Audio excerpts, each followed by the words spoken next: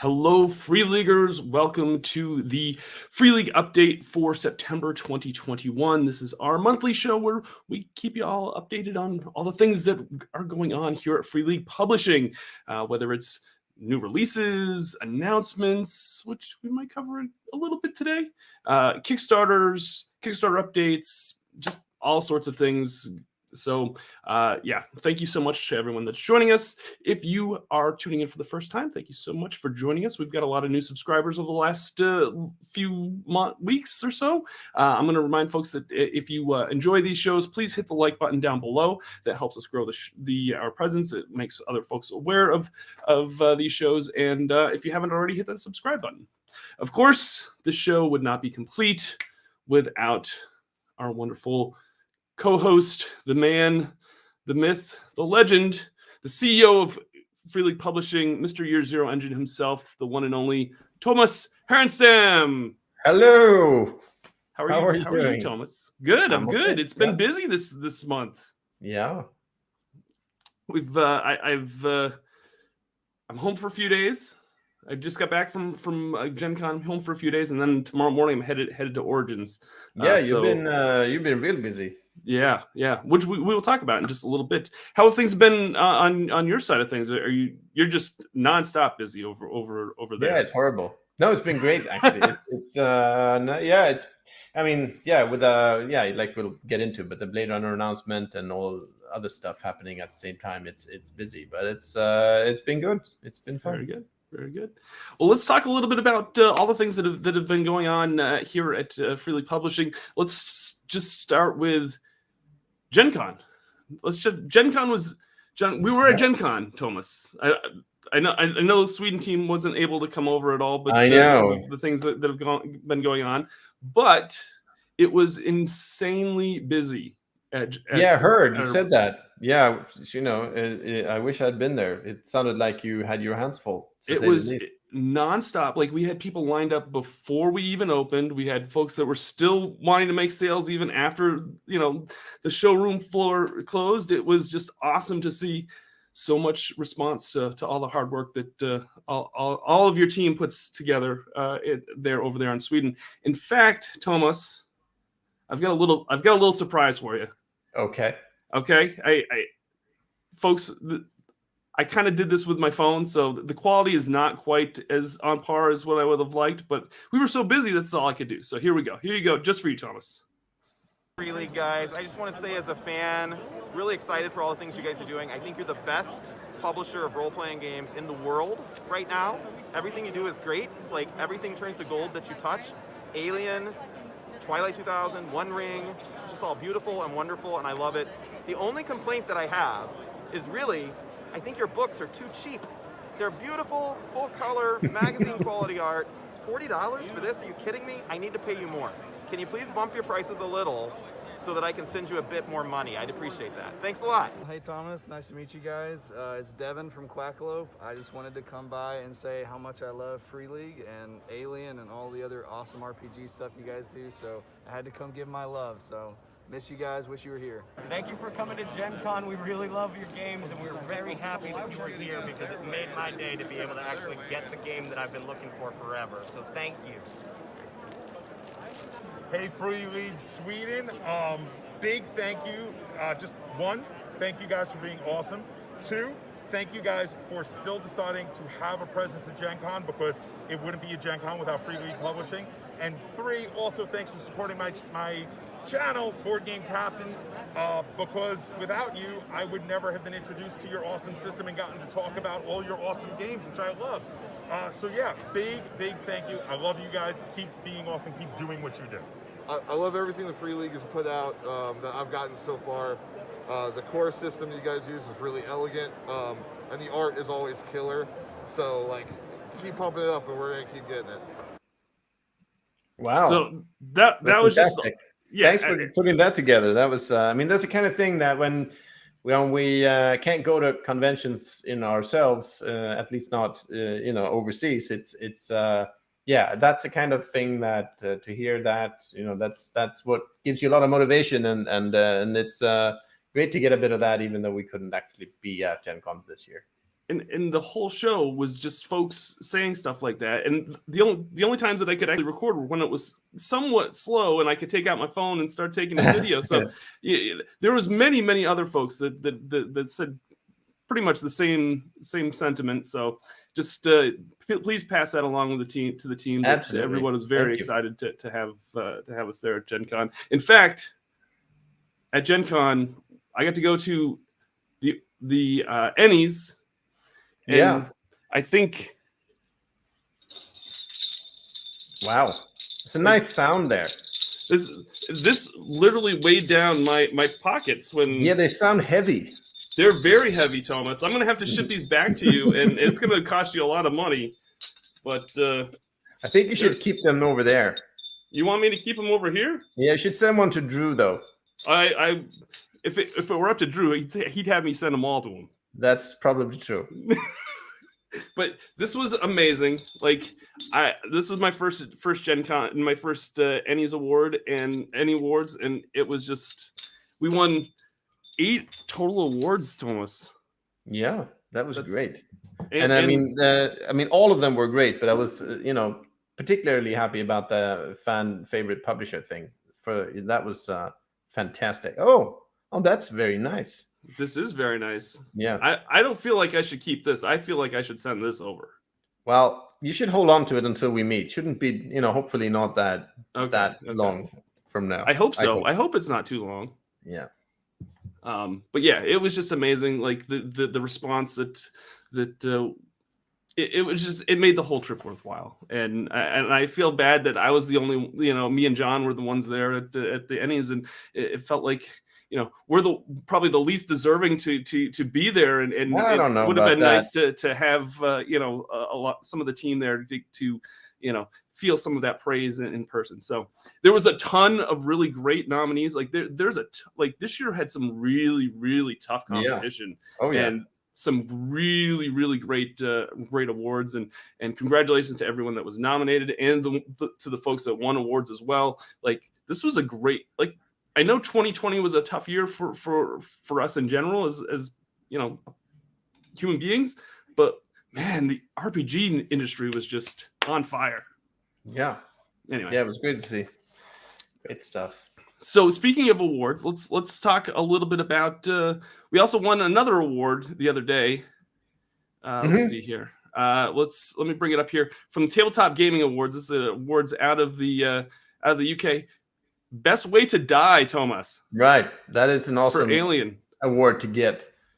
It's it feels also like the perfect award for the Alien RPG. It was like the award was made for this game. Right? Yeah. It was just it was kind of neat, and I think Drew actually filmed an acceptance speech for that, and yeah, it was really nice to see all the accolades coming in for Drew and the Alien RPG in general. So let's see here, what else did we do this month?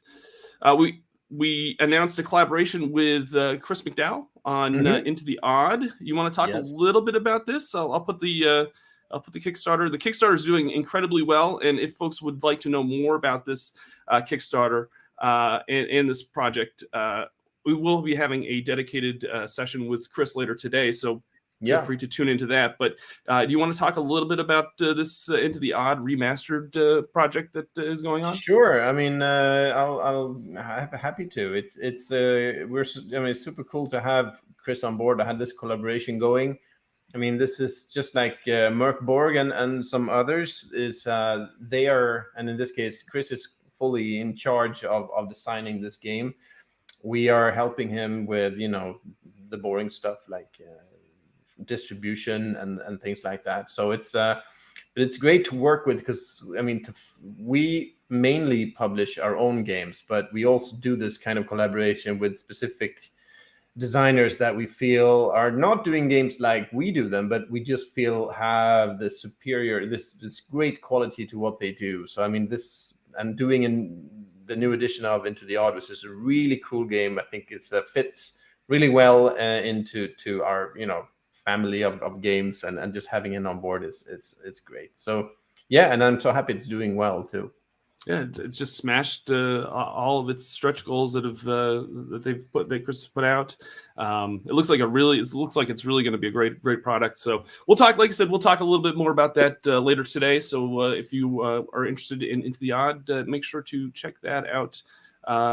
In a few hours, we'll be back live with Chris to talk more about that. Let's see here. Also, we had made like this little tiny announcement the other day about that project. one. Yeah, I almost forgot about that. Yeah, no. Yeah, I don't know if anybody was really all that excited about it, but No. it was, I think, Blade Runner, the role-playing game. Oh, yeah. This is something that I've known for a few months, and I've been like just chomping at the bit. Like, Thomas, when are we making this announcement? I couldn't wait to finally have this be public. So, can you tell us a little bit? I guess, can you tell us what you can about Blade Runner, the role-playing game, and I know that it's still kind of early. It is very early. So, I mean, I think in terms of specifics, it's hard to go into a lot more detail than what's already on the website, which you should definitely check out. It's bladerunner-rpg.com. So you should definitely go there. There is quite a bit of information there. So if you, I think you can learn basically what it's about. The game is set in the year 2037. Which is in between the two films, the original Blade Runner and the 2049 film. And that's for a very good reason, because that means we can actually pull cool things from both films and we can place it and create a setting that is, it also gives us a bit of creative freedom since we're not placed in exactly the same year as either film. That means we're in between and we can do a lot of cool things there. The focus is on playing Blade Runners, but it's there will be plenty of opportunity for things like not just hunting replicants. It's really going to be about moral conflict, character development, a lot of stuff that is key to the theme of Blade Runner itself as a franchise. So it's really a design challenge that is really interesting right now to solve, is to have. The core framework of the game will be solving cases. It's like it's going to be investigative role-playing, but that will mesh with these heavy themes of Blade Runner, these character development and these things. So it's really not about solving the case only, but really about what happens along the way, what you do along the way, what choices you're confronted with. So it's really an interesting design challenge. So it's going to be really interesting to see what people say when you get a chance to see the game in a bit more of a complete shape. But it's very early days and a bit too soon to go into a lot of detail at this point. Now, what is I thought I read somewhere that the lead writer is going to be Joe LaFave. Is that true. Correct?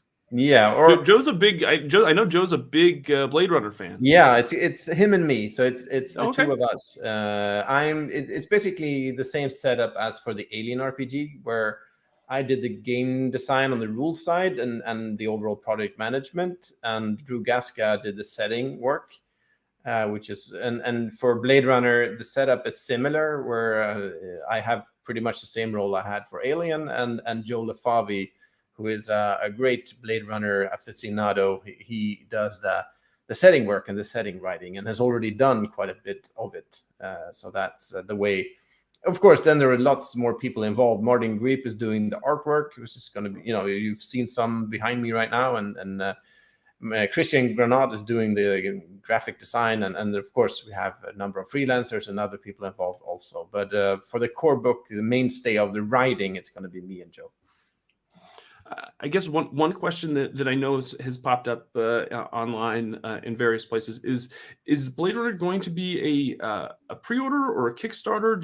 Have we decided either way how we're going to release? No, product? we that is not decided yet. There will most likely be some form of pre-purchase in some way or another next year, probably in the spring. But the form it will take has not been fully decided yet. So we'll make sure when we know, you'll know. Okay, excellent. I know folks are really kind of eager to hear how they can already swipe their cards online to pick Yes, the product. So. Yeah. Very, very. It's been really, really amazing seeing the response. The folks have been very, very positive with this announcement, and I couldn't be more on board as well, because I think it's going to be a great combination between IP and publisher. Now let's talk a little bit about Kickstarter updates. We've got a few things to cover. One of which, let's get right to it. The Tales from the Loop, the board game. Yes. Do you have any type of update for backers for the Tales from the Loop? Yeah, I mean it's in that. I think feel like I'm repeating myself a little bit, but it's in that kind of a tricky phase where the game is done, and it's now we're just about organizing shipping basically. So that means there is not that much to say other than that in this shipping crisis that is happening all over the world right now, where shipping, just the time it takes to ship something and the cost is, that's right now the thing that's preventing these games from reaching backers is not the cost primarily. We're covering that obviously, but just there are such huge delays, and just even for just finding a ship to carry the stock overseas, it's just been very, very difficult. So that's the sad situation for that. But that said, it's now being shipped over to warehouses, and we really hope that it won't take too long until we can get them all there and ship them all out to individual backers. But it's just a waiting game at this point. We do have something though that if you want to try the game out while you wait, there is a free version. It's not the full game. It has a few scenarios, not all of the scenarios in the physical game, but a few of them on Tabletopia, where you can play the game online, which works really well. So that's at least something you can do while you wait for the physical game to arrive. Excellent. And I'll just mention that it seemed like the theme at GenCon this year was, we wish it were here. We wish that whatever product was here, but it's on a boat, and we're not really sure when it's going to arrive. And that's unfortunately, not just for the tabletop industry. That's kind of for pretty much every industry in the world at this point. Yes. So it's frustrating, but it is what it is right now. Yeah. Let's get to the next update, which is the One Ring update.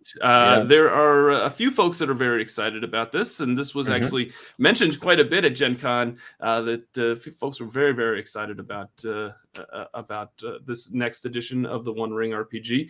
What can you give us for an update on that Kickstarter?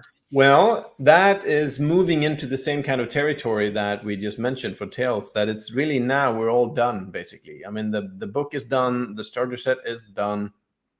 It's all coming together. It's a bit later so it's shipping out now.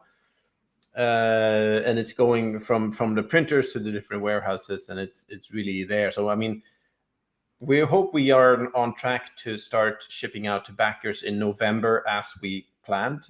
Barring any further issues regarding shipping, that still seems viable and possible, and we really hope we'll be able to make that. So that's really the situation there. For that game right now, internally here at Free League, we are now more focused on the what's next for this game. We have Ruins of the Forgotten Realms, which is a campaign book that was an add-on or for the Kickstarter. We're working on that really right now. And also actually the 5e adaptation for the One Ring, which will also have more news on will probably be a month or two before we have anything solid on that. But we are already hard at work on it internally, so that's also progressing, and that's really where our focus is for the One Ring right now. Regarding, shipping is what it is. We're obviously very important to get that done, but we can't do that much about it's in the hands of others at this point to get the games to the warehouses. But internally, we're looking ahead to new cool things for the game. Excellent, excellent. I know there was one question that was asked before we went live, and thank you to everybody that joins us for these sessions. It's awesome to have all the chat and everything, and even folks that sign up early and we all kind of chat a little bit pre-show. One person asked about the PDFs for the One Ring. Is there for backers? Is there any kind of ETA for those? Yeah, I believe they should be starting to send them out very soon. I don't have a date, but it should be a matter of just a few weeks or even just a week, something like that. I'm not in charge of the minute details. I don't know the date exactly, but it should be very, very soon. It takes a bit of time just to get them, everything done. So it's, but it should be very, very shortly. They should start share them both with all of the backers. So just a little bit longer. Excellent, excellent. All right, let's talk about a game that we had hoped would probably release at GenCon, but I know that was the plan. Didn't quite the timing No. didn't quite work out for us, and that, of course, is the new version of Twilight 2000. Yes. There are so many folks that were so excited. We had a display copy at GenCon out just to show folks that it is coming. It's ready. It's physically made. And there were so many folks that were so excited, and folks were like, "Can I buy that copy? Can I buy that copy?" Yeah, and we're like, "No, we really can't." But it's so great to see that the response for this new edition. Can you give us any kind of update for Twilight 2000? Yeah, I mean, like you said, that was really the plan. We had hoped we would have been able to start shipping it out to backers before GenCon, so we could have a release to actually offer the game there. But yeah, for exactly the same reasons that we discussed before, that's not the case. It's on its way, and I believe it's further along than Tales from the Loop. So I'm hoping it should arrive within a week to the warehouses, or 2 weeks, something like that. So during the month of October, I absolutely hope and think that backers should start getting the game. So it should only be a matter of a number of weeks now, not more than that. And once that is fully underway, we'll have a general release also. But we won't release it until we have at least shipped out to backers there. So we're holding off on the general release a little bit to make sure that we get the backer orders rolling first. And I just want to mention that this box set super heavy. Like, I know, right? There's a lot of content in there. Yeah, that's we didn't quite think of that beforehand, but it's a heavy box. And I think, I mean, for me at least, getting the physical game is I mean, all of the backers have already had the PDF for some time, and that's fine. But I think this game is really cool to have in physical format because there's so much stuff in there. I mean, with the maps and the counters and the dice and the cards, and there's a lot of stuff. And I think that's the way we always imagined it. It's really a boxed set for a very good reason. So I think, I'm thinking that backers and players in general will finally perhaps understand what this game is about when they get the physical box set in their hands. So that's and for that game also, we're also hard at work on expansion, so that might be interesting also for people to know. I do have the GenCon copy here, so if folks would like to see an unboxing video and just kind of see what's included in the box, hit that like button down below and let me know in the comments, and maybe once I get back from Origins, I can kind of show folks a little bit more what they'll be getting. I think you're going to be super pleased with all the stuff that's in that box. It's quite amazing.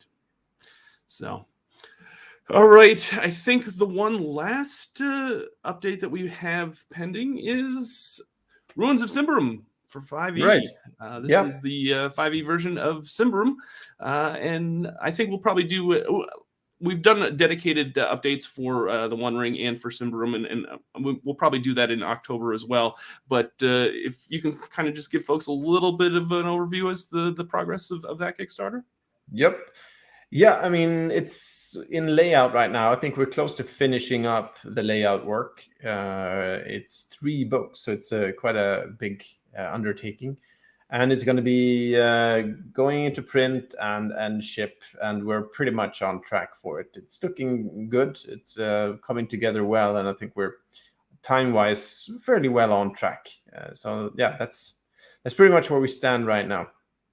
Okay.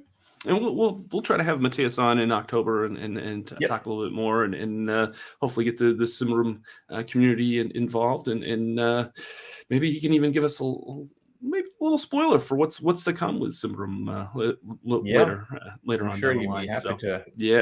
So dig into that. It was really great, to be honest with you, Tomas. And this is just something going back to the whole GenCon. I love having you on because I can tell you a little bit about what happened at GenCon. Like, it was so great to see some of those lines that we've had for so long, like Coriolis, Symbaroum, Mutant. Like, there's still a lot of folks that are discovering those lines and getting really excited about them and buying them all up all at once. And it's just so, yes, we've got these really hot IPs with Alien and Blade Runner, excuse me. But like, there are folks that are still really, really excited about Mutant Year Zero and Symbaroum and Coriolis. It's fun to watch people just discover some of these hidden gems. I guess we could call them hidden gems at this point because but I think it's really, really great to see. Yeah, no, it's I've also I don't have any real numbers right now, but I do feel that there is a bit of a resurgent interest in both Coriolis and Mutant Year Zero, which are our oldest games. And that's cool to see. We just reprinted Mutant Year Zero again, and we're now decided on a reprint of Coriolis. I mean, the core books, because they're running out, and that's it's not an obvious and choice to reprint a book that's like, what is it, 7, or the one is 7 years old and the other one is like 4 or 5. Right. But since they're still doing well and there is an interest that seems to be at least not waning, then we feel that we should definitely keep them in print. So that's what we're doing. It was really awesome to see folks that were like, oh, this is, we know that you have the Alien IP, and then they'd see Coriolis and they're like, what's this? Like that was, and they'd be like, oh, well, I want all this. And it was just really nice to see. I won't keep going on and on about GenCon, but it was really, really great. Let's get to some viewer questions. And if you've got any questions, let's put them in the chat. And I know I saw a few here that just popped in, so we'll try to get those we'll try to get those up. Mohammed asks, can we see official Coriolis virtual tabletop in the future? Yes, it's underway. It's being worked on. It's I believe, last one for the core games, pretty much. That were, the ones we have at least released previously. So it should be out pretty soon.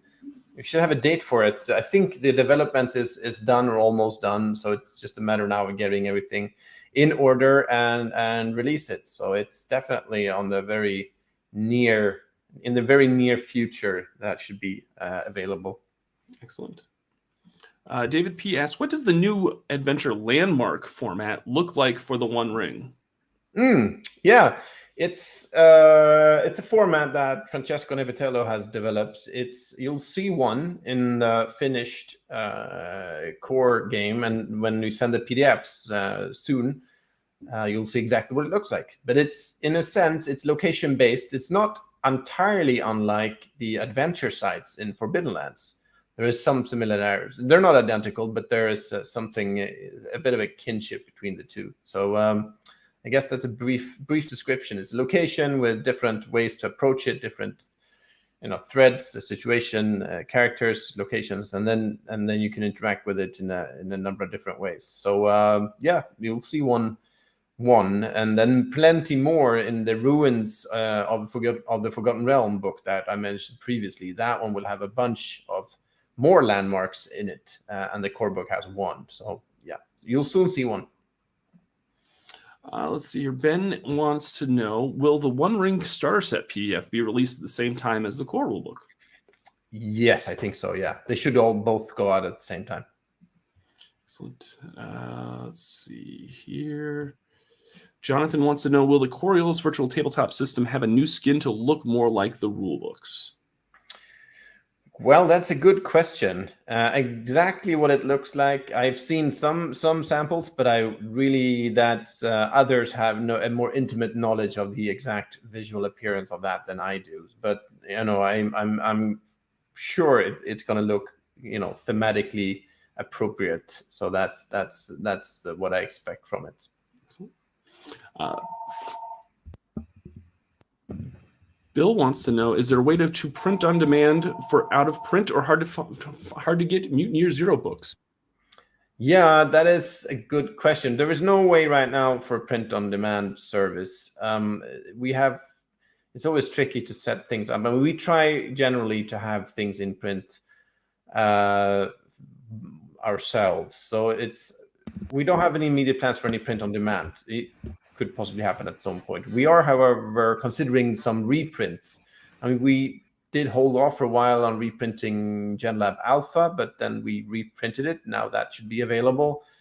Mechatron is in a bit of the same situation. It's hard to reprint older books.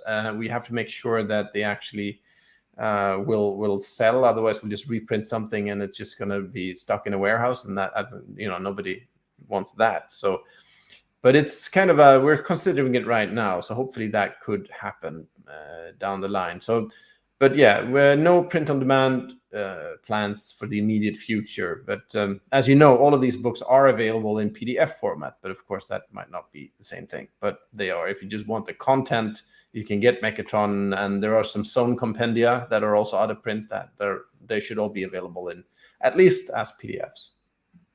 Excellent. Nuke would like to know, what about the Strider mode, parentheses, solo mode for the One Ring? Yeah. Well, it's being worked on right now. I don't know what else to say. I don't remember. I don't have in my head the timeline, but I know it's actively being worked on as we speak. So I'm really looking forward to that. I think it's going to be a really useful, meaty, addition to the One Ring. So yeah, it's on the way. Okay. Question came in. I came in late, but how does the Funcom acquisition of the Mutant Year Zero IP affect the future of the line? Good question. To be honest, I think in the short term, not at all. At least that's my understanding. In the long term, it's always hard to say. We just don't know. But we have, the license owner, Cabinet Licensing, that we licensed the brand from. They have been acquired by Funcom, but they still exist. So our immediate, currently, we are still working with the same people because they are still part of this, and that includes Fredrik Malmberg, who is the CEO of Cabinet, and he is also the one who created the Mutant brand, or one of them who created the Mutant brand originally for the initial old Swedish edition that was released in 1984, and he is still the custodian of this brand. And so and he's the one, and his company are the ones that we are working with on that, and that is not changing in the short term, as far as I know. So I don't believe in the short term that anything will really be changed at all. In the long term, it's always hard to say about these things. It's just something we'll have to see. But we are proceeding with our Mutant Year Zero plans unchanged, and we have quite a few cool things coming up in the near future. So and none of those plans are changing at all. Excellent. Killhard would like to know, is there a release date yet for Heart of Darkness? This is the next Alien Cinemax scenario. Sorry, had things muted for the first 30 minutes. We're getting in the way of things. Yeah, I hate when that happens. I hate that when that happens. Yeah, Heart of Darkness. It's we're working. That's one of the projects that we're working on right now intensely. I mean, there is it's pretty much the script is almost done. It's being tested and vetted and checked every which way right now. There is art done, maps are basically done, and layout is next. That means, considering the way shipping looks at the moment, it looks unlikely that we'll publish it before the end of the year. So it's more likely an early 2022 release. Excellent. Dan would like to know, will we see, or I guess hear, a complete Blade Runner the RPG soundtrack from Simon? Yeah, that would be nice. We'll see. It's not on the, it's not planned at the moment, but who knows? Excellent. Jason says, I have a copy of Mechatron, but the hoarder in me requires a second copy. Oh, well, so okay. Just he's just putting it out there. So in case you want to push the button on a reprint of Mechatron, I guess. Yep. Let's see here. Is Hunter asks, is Blade Runner Year Zero engine, and is it the Year Zero engine, and what similarities and differences will it have with Vaesen mechanical variations? Yeah, Blade Runner will have a version of the Year Zero engine. We are testing different variants right now, so I'd rather not get into the details of that, because what we're testing now might not be what it looks like a week from now, because right now we're in that kind of phase where we are trying things out and testing, and it's just a very fluid situation. So, and there will be some similarities to Vaesen, I guess, since they're both investigative games. But Blade Runner also has a lot of other things going for it. I mean, in terms of replicants and how they work and things like that. So I wouldn't say it's super close to Vaesen. It's definitely very much its own thing, but still very much a Year Zero engine game. So if you have played others, I think you'll find yourself right at home with Blade Runner as well, but with the additions of the thematic elements that we're bringing in from the films and from the world and setting. Excellent. Are you going to publish the Moria campaign source book for the One Ring Second Edition? Hopefully, yeah. That's one of the projects we are considering looking at, and that's been, I know it's been, around for a long time. So the form it will take, when it will come, it's all too early to say, but it's definitely something on the horizon for us. Excellent. Vaesen British Isles book progress? Question mark. Yeah, that's actually, we had hoped to be able to announce that formally and perhaps launch some form of Kickstarter maybe right around, well, not soon. It's been pushed back a little bit for a variety of reasons, but it's still very much proceeding. So at this point, I cannot say exactly when we'll offer more news on it, but it should definitely be in the next few weeks. We should be able to tell you more. I mean, the main text is done, some of the art's done, and so it's proceeding really well. So yeah, and the map, I just saw a sketch or a draft of the map of the mythic British Isles, and it looks amazing. Very cool. It's done by a map artist called Francesca Barialdi, I think, unless I butchered her name. She's done some awesome work for others before, and this one is looking to be as amazing. So that's the map alone is enough to get me really excited for this one.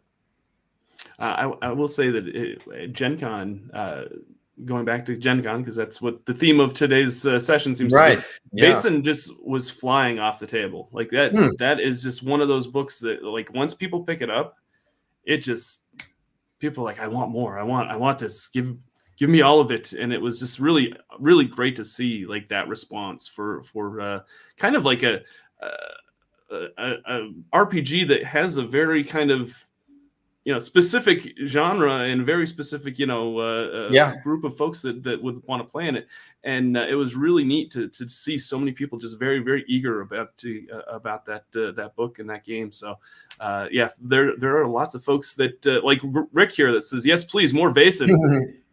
Yeah, no, it's cool. It's a bit different, I guess, in some ways from other. It has found its place, I think, among our portfolio. So it's great to see that it's people enjoy it.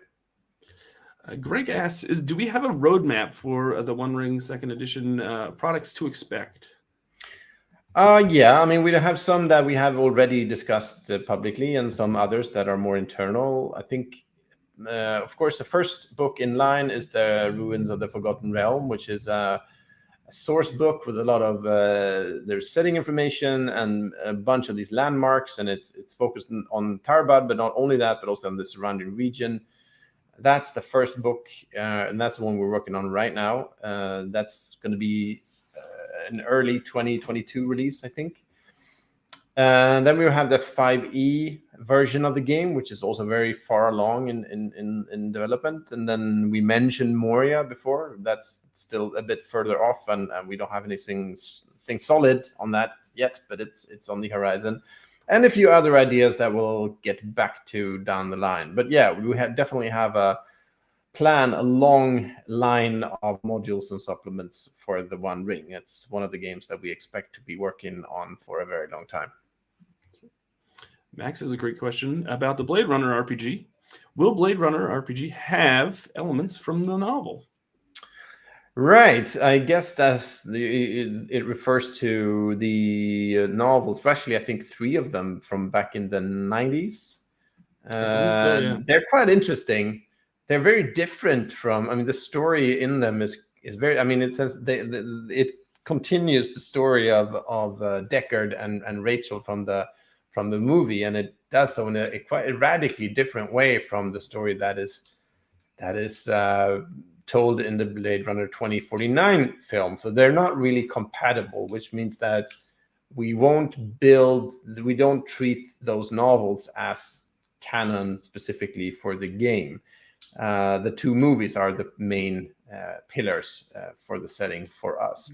But I still think they're interesting in their own way, and there are elements in there that are not, uninteresting to draw from when we consider scenario ideas and so on. So we might use them, or we are using them to some extent as a source of inspiration, maybe, but we're not building the setting on them directly. Excellent.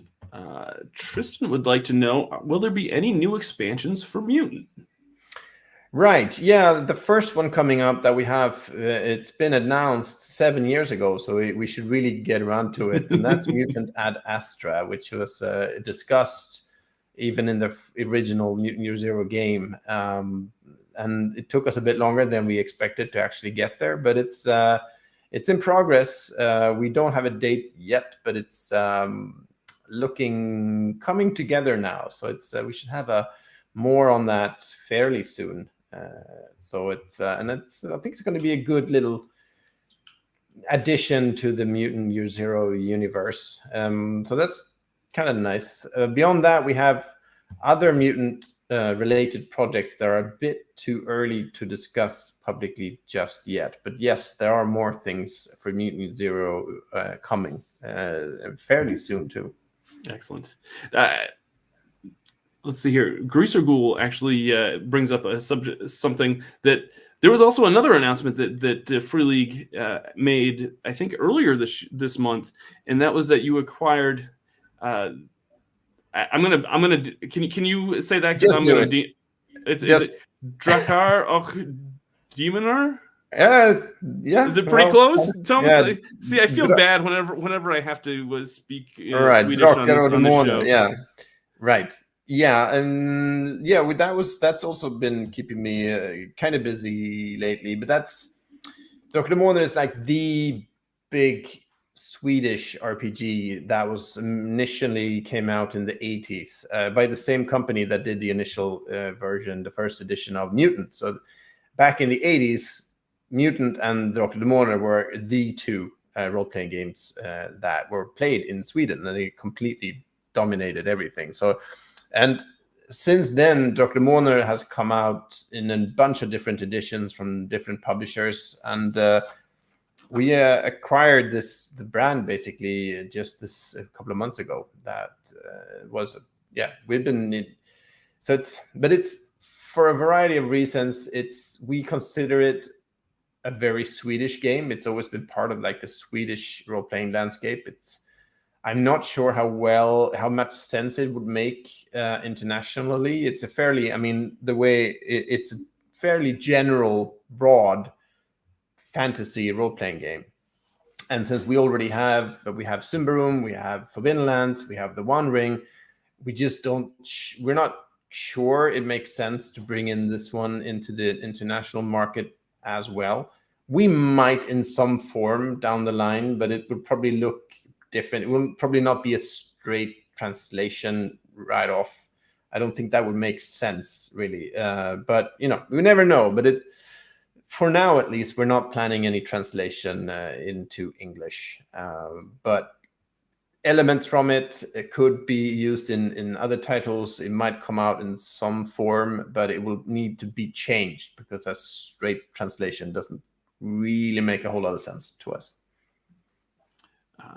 Graham has a question, and I think I kind of have this question too, and I think a lot of folks probably do. Tomas, I have to ask, how do you keep all these different lines separate? You seem to be a very busy man.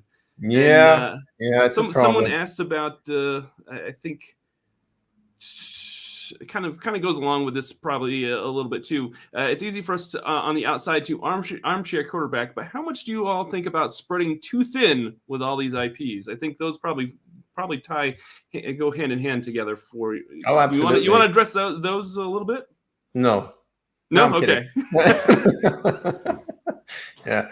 I mean, yeah, it's true, and it's both on a personal, individual level for me and also for the company. I guess it's definitely a challenge to have because we add new game lines and we have to support the existing game lines.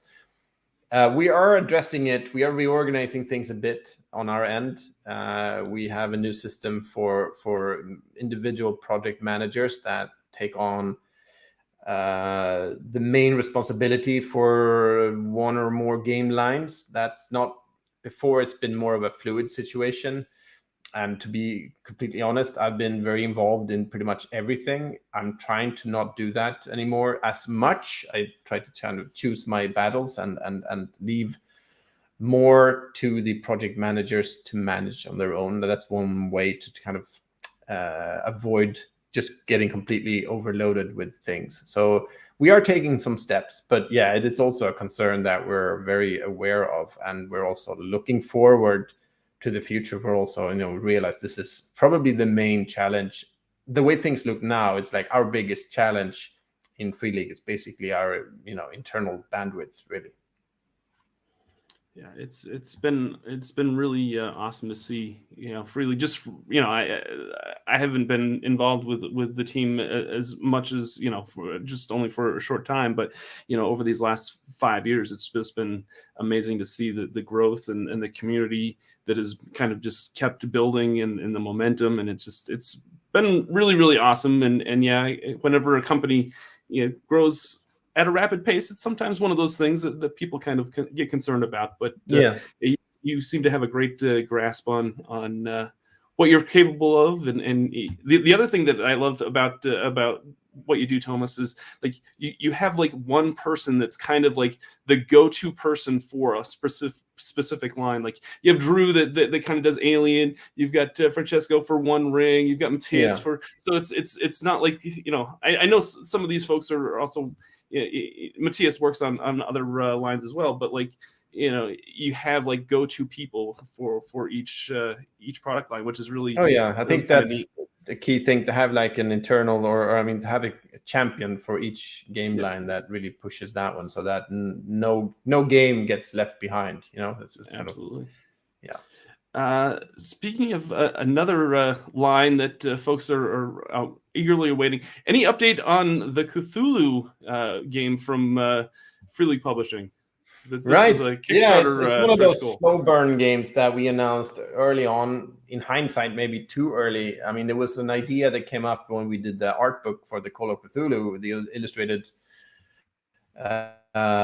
short story. That was with Francois Baranger that we kickstarted a while back, and we had as a stretch goal to do an RPG on it, and that meant that we were not able to get started on that right away. It was kind of put a bit on the back burner, but actually in the last month now, we have had quite a lot of material basically lying around in terms of texts, and of course we have art also, that now it's kind of picking up some speed, and we have we have rules being developed, and we have another writer coming in, and we have, I mean, there's a team of writers now on it that are, so it's really starting to come together. So it's there is progress. Not so much I can discuss right now because it's still early days, but it's definitely being worked on right now. So we should be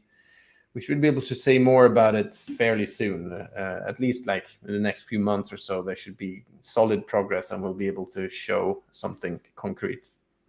Excellent.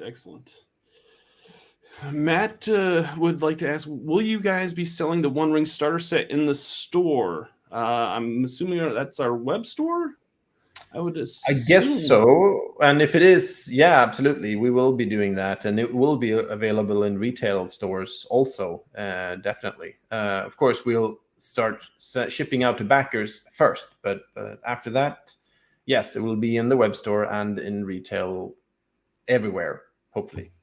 Excellent. We'll take maybe 2 more questions, and then we're kind of coming up to the end of our session. Scott wants to know, is there any more Fantasy Grounds content in the works? We mentioned Coriolis. Is there anything else that you have? Right. Yeah. We have a great team, a small company called Pixel Diet that are doing the Fantasy Grounds adaptations, and they are working on, I'd have to go back and check exactly what they're working on right now. But yeah, there are more modules coming for Fantasy Grounds. I mean, I know most of the releases lately have been on Foundry, and that's for a couple of different reasons. But we have not given up on the other platforms. We are continuing to support them, and we'll be releasing more content for them, albeit at a bit slower rate than the Foundry releases, which have been kind of come to the center in recent months.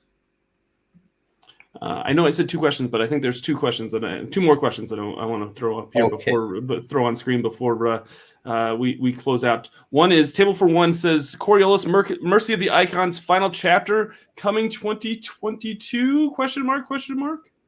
Yeah, absolutely. I mean, we had hoped to release it this year. That was the plan for quite a long time, to get it out before the end of this year.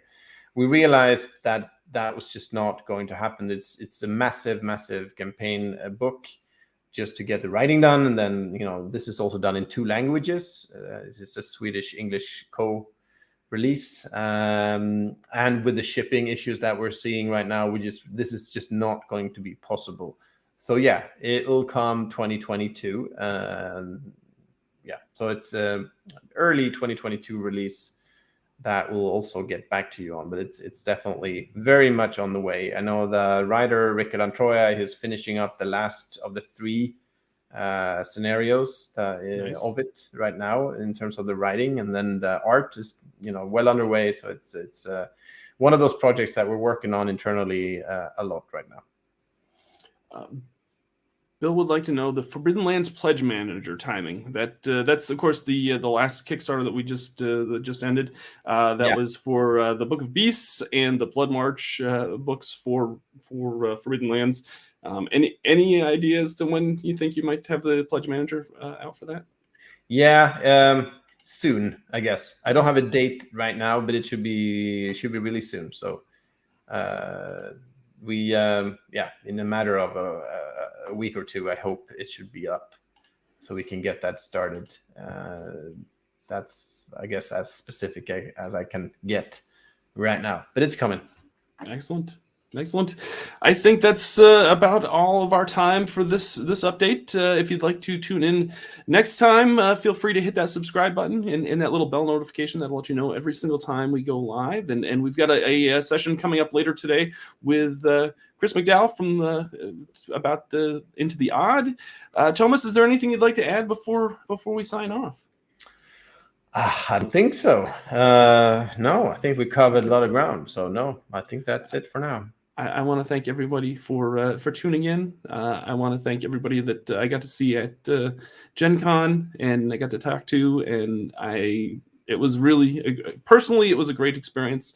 And I want to thank everybody that stopped by and made purchase. Even if you didn't purchase anything and just came by, we had a lot of folks that just came by and said, love what you do. And that's always awesome. So thank you so much for that.